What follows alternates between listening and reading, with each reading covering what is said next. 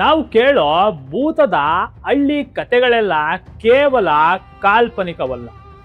ಕೆಲವು ಕತೆಗಳ ಹಿಂದೆ ರಕ್ತ ಸಿಕ್ತ ಇತಿಹಾಸ ಹಾಗೂ ತಲೆಮಾರಿನಿಂದ ತಲೆಮಾರಿಗೆ ಸಾಗುವ ಭಯದ ನಂಬಿಕೆಗಳಿರುತ್ತೆ. ಇದು ಮಂಡ್ಯ ಜಿಲ್ಲೆಯ ಒಂದು ಹಳ್ಳಿಯಲ್ಲಿ ನಡೆದ ನೈಜ ಘಟನೆ. ಹಾಯ್ ಎಲ್ರಿಗೂ ನಮಸ್ಕಾರ, ನಾನ್ ನಿಮ್ಮ ಯಶ್. ನಾನಂತೂ ಯಾವಾಗ್ಲೂ ಖುಷಿ, ನೀವು ಖುಷಿಯಾಗಿದ್ದೀರಾ ಅಂತ ಅನ್ಕೋತೀನಿ. ಇವತ್ತು ನಾನ್ ನಿಮ್ಮ ಮುಂದೆ ಹೇಳೋ ಹೊರಟಿರೋದು ಒಂದು ನಿಜವಾದ ದೆವ್ವದ ಕತೆ. ನಾನೀ ದೆವ್ವ ಎಲ್ಲ ನಂಬಲ್ಲ ಬಿಡಿ, ಆದ್ರೂ ಈ ಕತೆನ ನಿಮ್ಮ ಮುಂದೆ ಯಾಕೆ ತಂದಿದ್ದೀನಿ ಅಂದ್ರೆ, ಇದನ್ನ ನಾನು ಎಲ್ಲೋ ಕೇಳಿದ ಕತೆ ಅಲ್ಲ, ಇದು ನನಗೆ ನಮ್ಮ ಅಜ್ಜಿ ಹೇಳಿದ ಕತೆ. ನಮ್ಮ ಅಜ್ಜಿಗೆ ಅವರ ಅಜ್ಜಿ ಹೇಳಿದ ಕತೆ. ಹಾಗೆ ಇದರಲ್ಲಿ ಇನ್ನೂ ಒಂದು ವಿಶೇಷತೆ ಇದೆ. ಅದು ಏನಂದ್ರೆ, ಈ ಘಟನೆಯಲ್ಲೇ ಬರೋ ಒಂದು ಮುಖ್ಯ ಪಾತ್ರ ಅದು ನಮ್ಮ ಅಜ್ಜಿಯ ವಂಶಸ್ಥರಲ್ಲೇ ಒಬ್ಬರು. ಹಾಗಾದ್ರೆ ಆ ಘಟನೆ ಏನು? ಈ ಕತೆ ಬಗ್ಗೆ ನಾನು ರಿಸರ್ಚ್ ಮಾಡ್ತಾ ಇದ್ದಾಗ ಇದು ನನ್ನನ್ನೇ ಬೆಚ್ಚಿ ಬೀಳಿಸುತ್ತೆ. ನನಗೆ 100% ಗ್ಯಾರಂಟಿ ಇದೆ, ಈ ಕತೆ ನಿಮ್ಮನ್ನು ಕೂಡ ಬೆಚ್ಚಿ ಬೀಳಿಸುತ್ತೆ.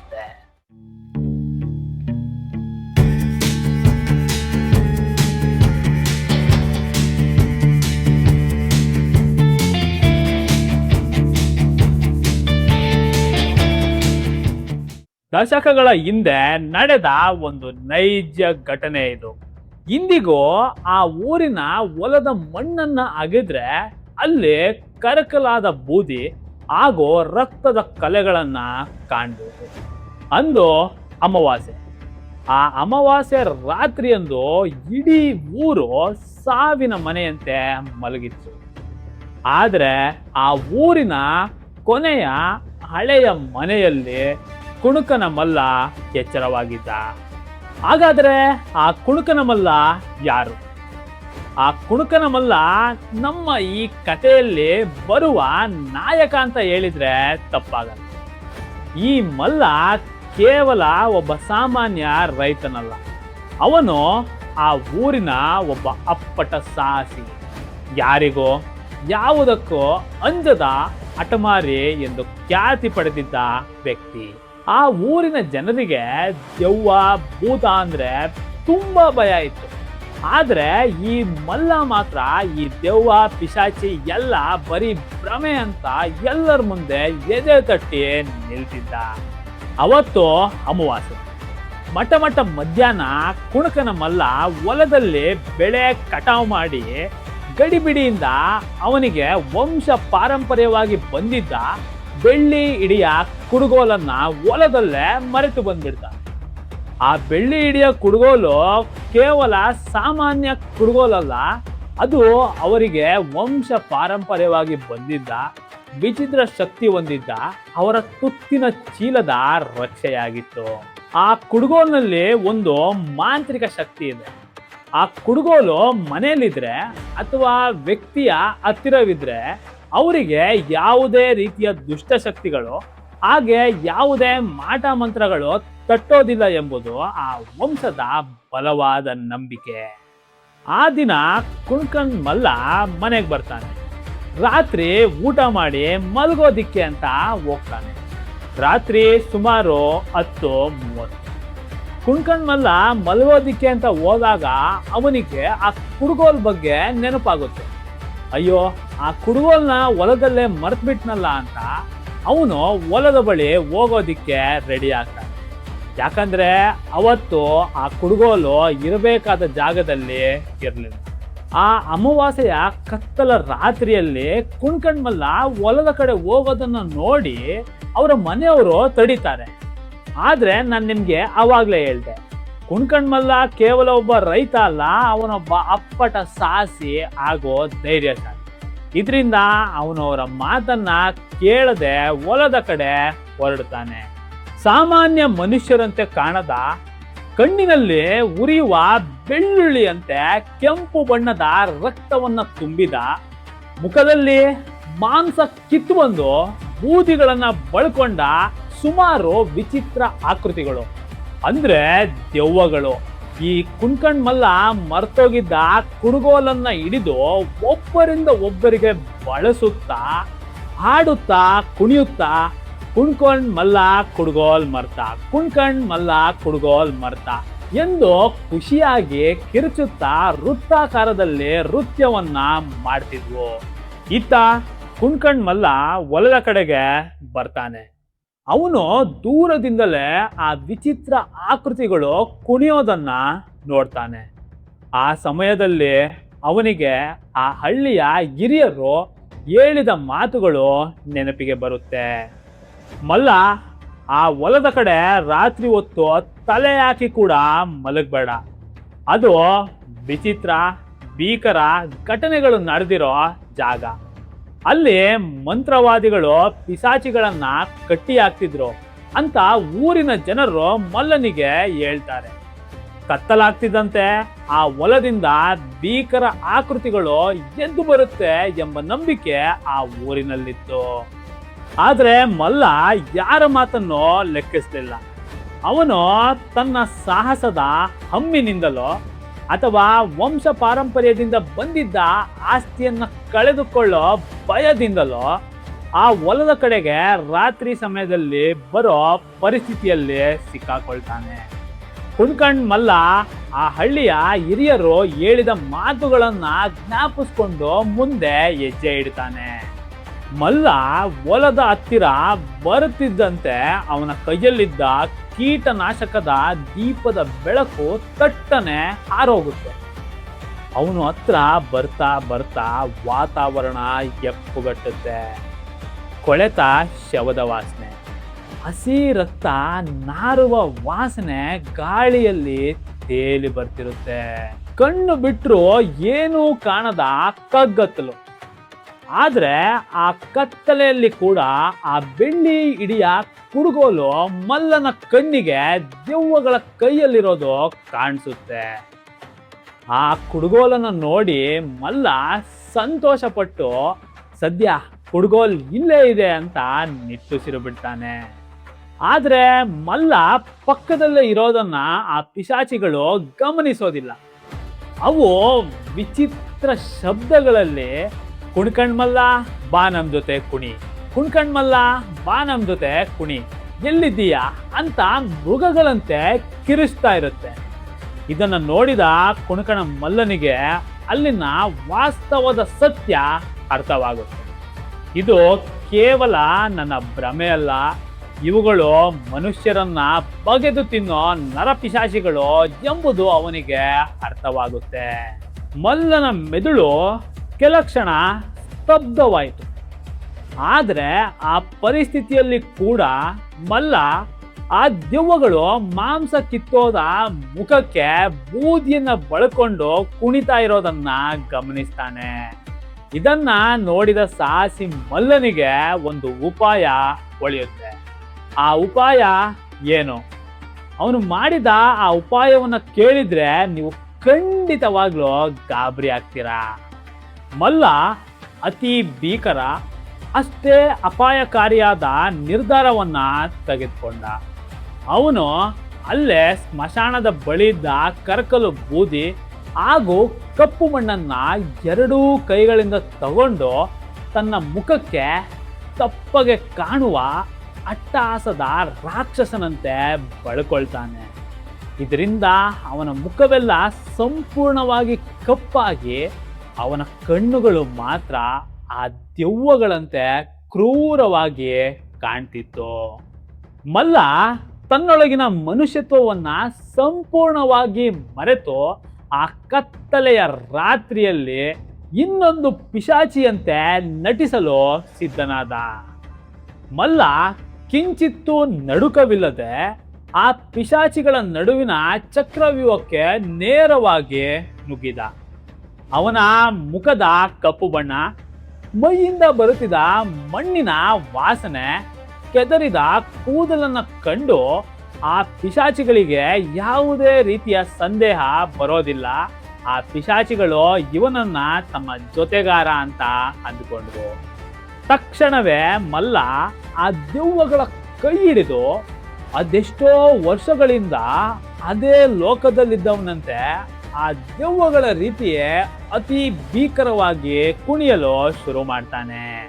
ಅದು ಬದುಕಿಗಾಗಿ ಸಾವಿನೊಂದಿಗೆ ಮಾಡುತ್ತಿರೋ ಉಸಿರುಗಟ್ಟಿಸೋ ಕುಣಿತ ಹಾಗೆ ಸಾಗ್ತಾ ಇತ್ತು. ದೆವ್ವಗಳ ಕೈಯಿಂದ ಇನ್ನೊಂದು ದೆವ್ವದ ಕೈಗೆ ಕುಡುಗೋಲು ಜಾರ್ತಾ ಇತ್ತು. ಇನ್ನೇನೋ ಕುಣಕಣ ಮಲ್ಲನ ಕೈಗೆ ಕುಡುಗೋಲು ಬರೋ ಸಮಯ ಬಂತು. ದೆವ್ವಗಳು ಕುಣಿತಾ ಮಲ್ಲನ ಮುಖದ ಹತ್ತಿರ ಬಂದು ಮೂಸಿ ನೋಡ್ತಿದ್ವು. ಆದ್ರೆ ಮಲ್ಲ ತನ್ನ ಮುಖಕ್ಕೆ ಬಳ್ಕೊಂಡಿದ್ದ ಸ್ಮಶಾನದ ಕರಕಲು ಬೂದಿಯ ಉಗ್ರ ವಾಸನೆ ಆ ಪಿಶಾಚಿಗಳ ದಿಕ್ಕನ್ನೇ ಬದಲಿಸಿತು. ಗಾಳಿಯಲ್ಲಿ ಚೀರಾಟ, ವಿಕೃತ ನಗು. ಮಲ್ಲನ ಎದೆ ಎಷ್ಟು ಜೋರಾಗಿ ಬಡ್ಕೊಳ್ತಿತ್ತಂದ್ರೆ ಮಲ್ಲನಿಗೆ ತನ್ನ ಎದೆ ಬಡಿತ ಎಲ್ಲಿ ಆ ದೆವ್ವಗಳಿಗೆ ಕೇಳಿಸ್ಬಿಡುತ್ತೆ ಅನ್ನೋ ನಡುಕದಿಂದ ಅವನ ಮನಸ್ಸು ತತ್ತರಿಸಿತು. ಆದ್ರೆ ಊರಿನಲ್ಲಿ ಯಾವುದೇ ಅಪಾಯಕ್ಕೂ ಬೆನ್ನು ತೋರಿಸದ ಮಲ್ಲ ಅವನ ಎದೆಯಲ್ಲಿದ್ದ ಧೈರ್ಯವನ್ನೆಲ್ಲ ಒಟ್ಟುಗೂಡಿಸಿ ಕುಣಿತವನ್ನ ಮುಂದುವರಿಸ್ತಾನೆ. ಆ ಕುಣಿತದ ತುಂಬ ಅವನ ಕಣ್ಣುಗಳು ಮಾತ್ರ ಆ ಬೆಳ್ಳಿ ಕುಡುಗೋಲಿನ ಮೇಲೆ ಇತ್ತು. ಇನ್ನೇನೋ ಮಲ್ಲನಿಗೆ ಕುಡುಗೋಲು ಸಿಗೋ ಸಮಯ ಬಂತು. ಆ ಗುಂಪಿನ ನಾಯಕನಂತಿದ್ದ ಒಂದು ಭೀಕರ ದೆವ್ವ ಸರದಿಯಲ್ಲಿ ಮಲ್ಲನ ಕೈಗೆ ಆ ಬೆಳ್ಳಿ ಕುಡುಗೋಲನ್ನ ಕೊಡುತ್ತೆ. ಬೆಳ್ಳಿ ಕುಡುಗೋಲು ಮಲ್ಲನ ಕೈಗೆ ಸೇರಿದ ಆ ಕ್ಷಣ ಇಡೀ ಹೊಲದಲ್ಲಿ ಒಂದು ವಿಚಿತ್ರ ನಿಶಬ್ದವನ್ನ ಆವರಿಸಿತು. ದೆವ್ವಗಳಿಗೆ ಅವನಲ್ಲಿದ್ದ ಮನುಷ್ಯನ ಕಳೆಯನ್ನ ಗುರುತಿಸೋ ಸಮಯ ಹತ್ತಿರ ಬಂತು. ಆತನ ಕಣ್ಣಿನಲ್ಲಿದ್ದ ಕಾಂತಿ ದೆವ್ವಗಳಿಗೆ ಸ್ಪಷ್ಟವಾಗಿ ಅರ್ಥವಾಯಿತು. ಇವನು ನಮ್ಮನ್ನ ಮೋಸ ಮಾಡಿದ್ದಾನೆ ಅಂತ ಆ ದೆವ್ವಗಳು ಅಟ್ಟಹಾಸದಿಂದ ಗರ್ಜಿಸಲು ಶುರು ಮಾಡುತ್ತೆ. ಆ ದೆವ್ವಗಳ ಚೂಪಾದ ಉಗುರುಗಳು ಏಕಕಾಲಕ್ಕೆ ಮಲ್ಲನ ಕುತ್ತಿಗೆಯ ಕಡೆ ಚಾಚಿಕೊಂಡು ಅದು ಮಲ್ಲನ ಪ್ರಾಣ ಪಕ್ಷಿ ಹಾರಿ ಹೋಗೋ ಸಮಯ. ಆದರೆ ಸಾಹಸಿ ಮಲ್ಲ ಕಾಯಲಿಲ್ಲ. ತನ್ನ ಪ್ರಾಣ ಹೋಗೋ ಸಮಯ ಬಂದಿದೆ ಅಂತ ಗೊತ್ತಾದಾಗ ಮಲ್ಲನ ನರನರಗಳಲ್ಲಿ ಅಡಗಿದ್ದ ವಂಶದ ಆಕ್ರೋಶ ಮತ್ತು ಧೈರ್ಯ ಉಕ್ಕಿ ಬಂತು. ಮಲ್ಲ ಆ ಕುಡುಗೋಲನ್ನ ಹಿಡಿದು ತನ್ನ ಮೇಲೆ ಬಂದ ಪ್ರಧಾನ ದೆವ್ವದ ಕತ್ತನ್ನ ಕತ್ತರಿಸಲಿಲ್ಲ. ಬದಲಾಗಿ ಆ ದೆವ್ವದ ಮೂಲ ಶಕ್ತಿಯಾಗಿದ್ದ ತಲೆಯಿಂದ ನೆಲದವರೆಗೂ ಹಾಸಿಕೊಂಡಿದ್ದ ಕಪ್ಪು ಕೂದಲನ್ನ ತನ್ನ ಬೆಳ್ಳಿ ಕುಡುಗೋಲನ್ನ ಬಳಸಿ ತನ್ನ ಸಾಹಸದಿಂದ ಬೇರ್ಪಡಿಸುತ್ತಾನೆ. ಕತ್ತರಿಸಿದ ಕೂದಲು ನೆಲಕ್ಕೆ ಬೀಳ್ತಿದ್ದಾಗೆ ಆ ಮುಖ್ಯ ದೆವ್ವದ ಮುಖದಿಂದ ರಕ್ತ ಚಿಮ್ಮುತ್ತೆ. ಅದರಲ್ಲಿದ್ದ ಅಷ್ಟು ಮಾಂತ್ರಿಕ ಶಕ್ತಿಗಳು ಧೂಳಿಪಟವಾಗುತ್ತೆ.